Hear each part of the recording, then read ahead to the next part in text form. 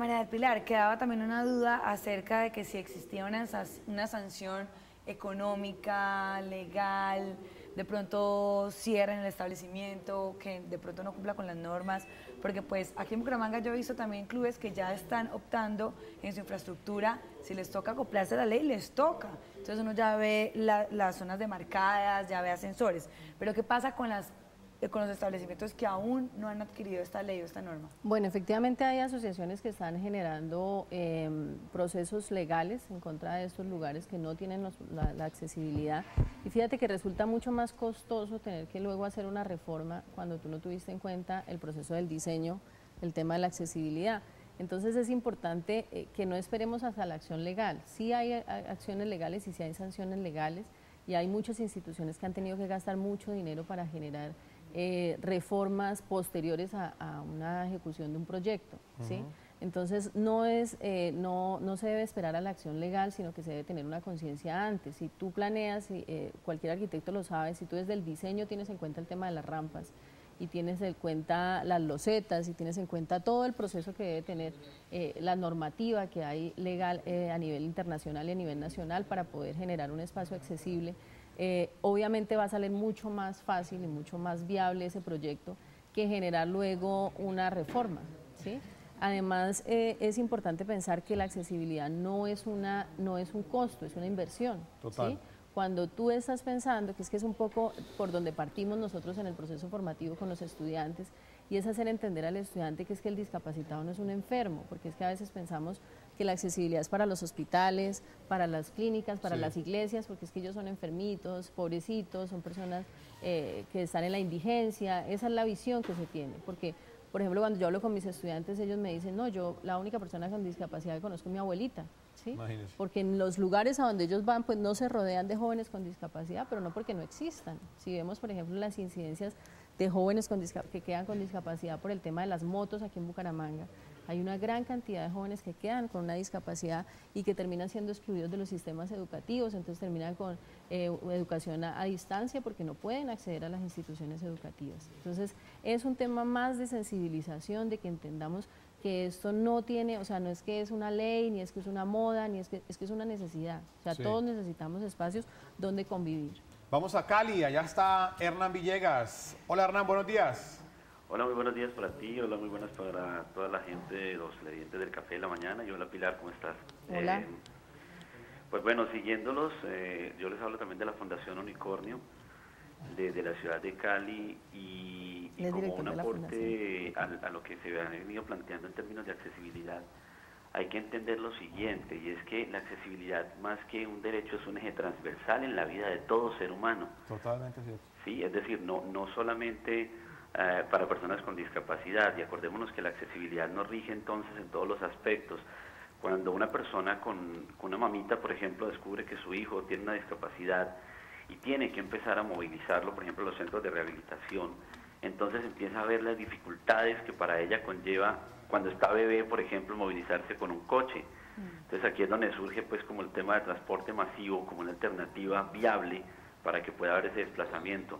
Lo mismo pasa cuando ya el niño empieza a ir al colegio, posteriormente cuando llega a la universidad, y obviamente cuando la persona logra pues alcanzar una profesionalización o una técnica que le permite pues incluirse laboralmente. Entonces, para llegar a que una persona tenga una vida independiente, logre un desarrollo como ser humano a nivel integral socialmente, la accesibilidad está en todos los elementos y en cada una de las etapas de la vida del ser humano como tal. Entonces no es un derecho, sino un proceso de cultura ciudadana bastante permanente, y yo siempre invito como a los medios de comunicación, y me parece interesante porque el TRO ha sido muy reiterativo en ello, y lo aplaudo de verdad, en que los medios de comunicación deben hacer campañas permanentes, así como no se nos olvida tomar ciertas bebidas de cola o comer ciertos productos, no se nos olvidaría que al discapacitado o al anciano o al adulto mayor o a la persona en embarazo hay que darle el tiempo, hay que apoyarla, si todo el tiempo nos lo estuvieran recordando. Yo creo que esa es una muy buena función que se puede desarrollar desde los medios de comunicación. Una pregunta, Hernán, ¿cómo va el tema allá en Cali? Bueno, en este momento en la ciudad de Cali estamos en un proceso bastante complicado, pues el sistema de transporte masivo mío pues está atravesando pues por la crisis normal de que están desapareciendo los buses del sistema convencional, y eso está afectando a las personas con discapacidad en la medida que hay demasiada afluencia de gente y lógicamente todavía hay muy poca capacidad en los buses. Entonces nos estamos viendo como en la situación de que, por ejemplo, en personas en silla de ruedas en ciertas horas pico le cuesta trabajo entrar al sistema, ¿cierto? O por ejemplo yo que viajo con mi perro guía, ustedes me han tenido en el café de la mañana también, que he salido con Ofir. Ah, sí, claro. ¿Sí? Yo que viajo con Ofir, me encuentro también con situaciones como esta todo el tiempo, que voy a entrar al sistema y me dicen, no, espere el siguiente bus porque está muy lleno.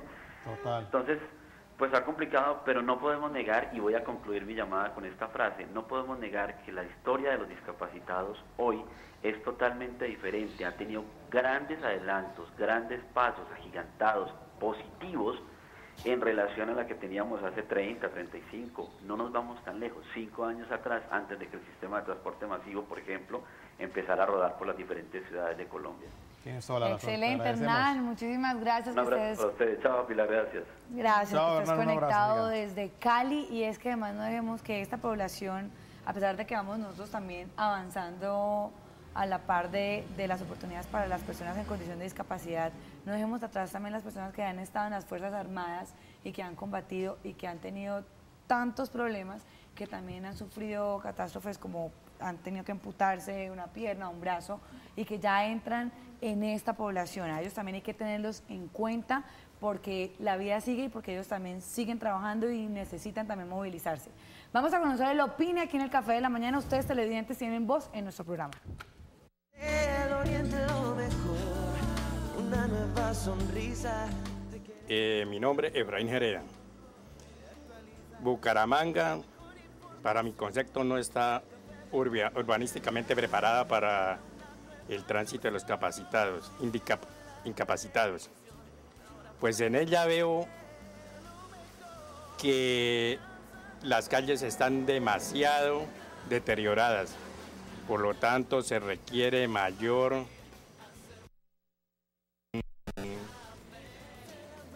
interés para el arreglo de las mismas, y así por lo tanto debe haber mejor movilidad para personas incapacitadas.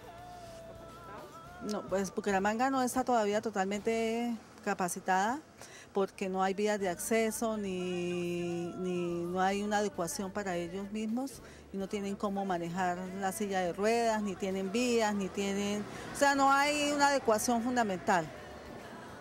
Porque es que no se ve todos esos,